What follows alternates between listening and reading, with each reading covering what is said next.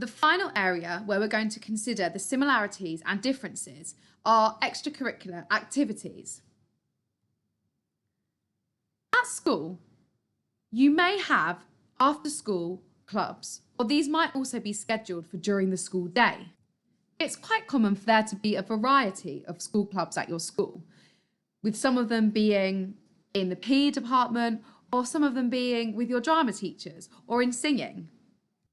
If you don't do an after-school club, or you don't do one at break time or lunchtime, then I'm sure lots of you enjoy socialising with your classmates during this time.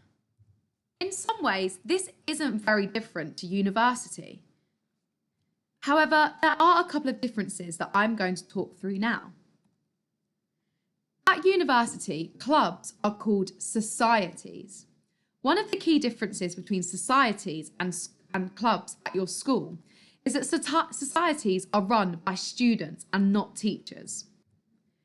There are also hundreds of societies that exist at universities, much more than you would get at your school. If there's not a society that you want to join, but you've got an idea to set one up, then you can approach your student union or student guild, and if you've got enough people that are interested, you can set one up yourself. This can be a great way to meet new people.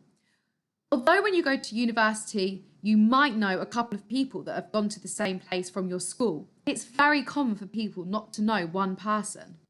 So societies can be a really great way for people to make friends and to make connections.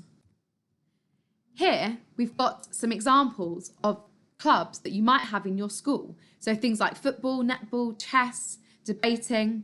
And on the other side of the screen, we've got some examples of societies from the University of Newcastle. You can see here that in some way there are some similarities. There are still societies focused around sports and dancing, but you can see that there's a lot more variety within these categories of things that you can do.